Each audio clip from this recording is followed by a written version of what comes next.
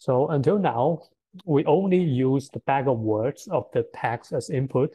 And note that bag of words, they essentially only counts the frequency of each word in the vocabulary and ignores the word order and local context. What we want is that instead of bag of words, we want the representation to be aware of the sequential relation of words and also be robust to missing words. How do we do this? One idea is that we can change the feed-forward autoencoder into a recurrent autoencoder. That means we want to replace the encoder with a encoder IN and replace the decoder with a decoder IN.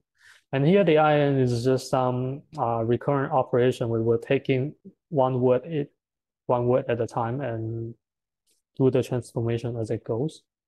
But by doing this, we at least have two challenges. The first challenge is that this IN encoder may learn the wrong transition between words. Let me tell you why. We know that in the denoising setting, we're given this corruptive sentence. For example, this is a great idea, and we want to recover the original sentence, this is a great idea. So if we do denoising directly, the encoder will learn the wrong transition from the word this to the word a. So how do we address this problem? Our idea is that we basically propose a new word called wildcard to replace this deleted word. And we also steer the model to learn the embedding and transformation corresponding to this wildcard word.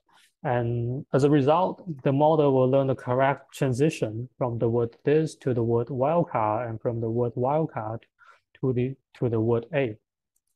Now that we have addressed the first challenge, the second challenge is even more difficult because the challenge is that we want to pull a variable length sequence into a fixed length vector.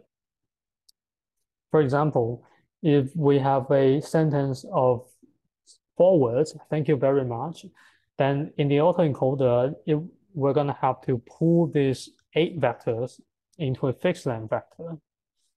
So, but imagine that if we have another sentence of length 3, then we will need to pull 6 vectors into one fixed vector. So basically, in the first case, we'll need a weight vector of length 8. And in the second case, we're going to need a weight vector of length 6, right? And if we have yet another sentence of length 2, we're going to have to need a weight vector of length 4. So basically, it's impossible to learn a variable length weight vectors. Of course, naively, we can always just sum up or just averages all the vectors.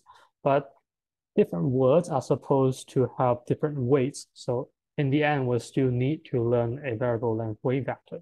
So how do we do this? Our idea is to use the area of the beta distribution to define the weights.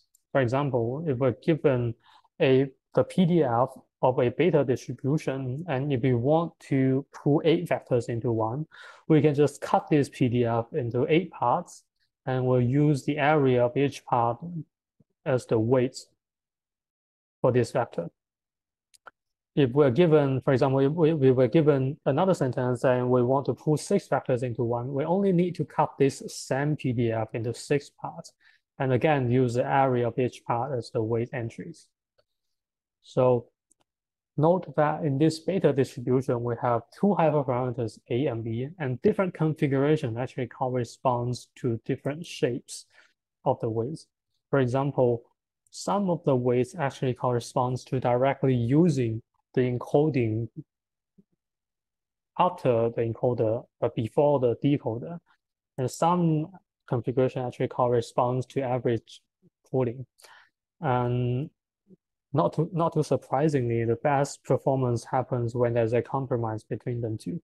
And interestingly, there's also a weight that corresponds to higher or larger weights at the beginning and in the end, although the performance is not so good. And this is the overall model. We have the green part as the deep component. This is a recurrent autoencoder with a beta pooling and and the wildcard denoising. And the blue part is a graphical component that handle these recommendations, model the conditional dependency between users, items, and ratings. This is the result of the previous version, the non-recurrent version, and this is accuracy of the current version. We can see that it actually has a significant performance improvement. And this is the MAP, where we can see similar results. And besides quantitative analysis, of course, we also have a case study where we have the user one reading one of the article, and we will ask the current method and the previous method to recommend 10 articles for this user. This is the result from our current method, and this is the result for the previous method. We can see that the current version performs significantly better. If we zoom into the recommendation from the previous method, we can see that although this given article is about user profiling and information retrieval, the recommended article is actually spanning bioinformatics, computer vision, and programming language, and none of them is correct. Why would this happen? As it turns out, the previous method recommend this article because the word profile appear in both articles. But if we look at the local context around the word profile, we can see that one of them is actually user profiling and the other is genetic profiling in the bioinformatics domain. So these are actually very different articles. And we actually observe similar phenomenon for the computer vision paper and the programming language paper.